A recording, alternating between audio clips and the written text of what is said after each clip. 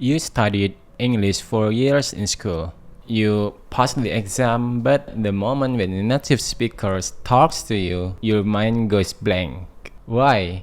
Because there are things that English teacher never told you.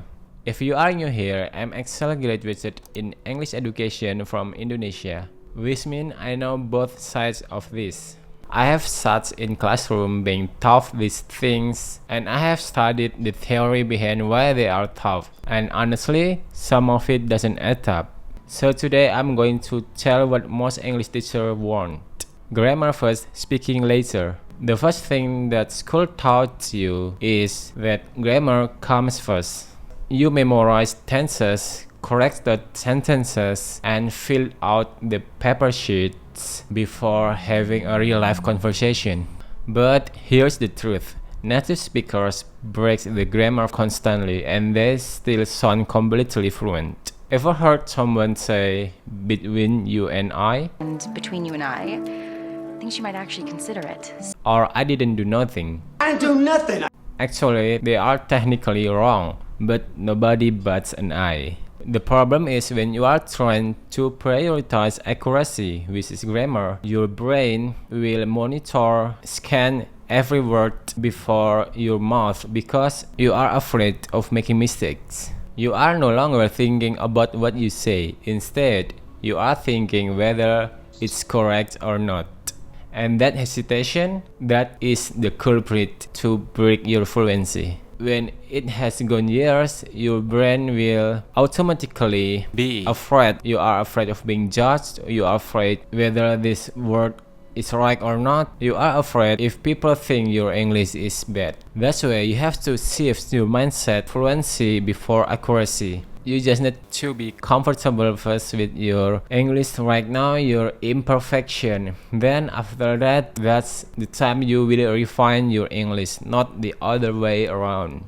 Number 2, translate to understand. Every time you encounter a new word or sentence, your teacher encourages you to translate into your mother tongue, which is mine is Indonesian, and it felt helpful because you understand it immediately. But what actually happened was your brain built a habit.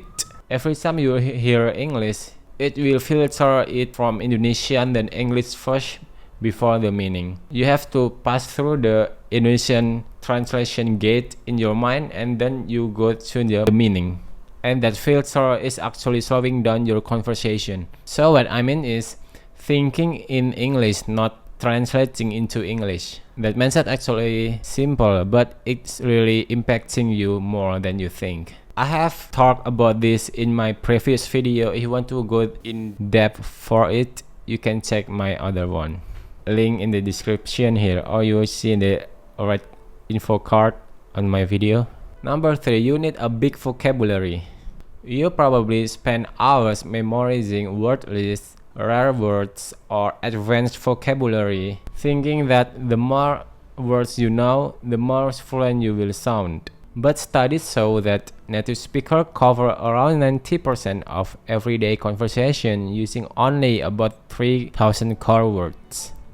Complexity doesn't equal fluency. Clarity does. You don't need to sound like a dictionary. You only need to sound like a person. Master the main or major vocabulary first, use it confidently, and your vocabulary will grow naturally from real context. Line number 4, accent doesn't matter.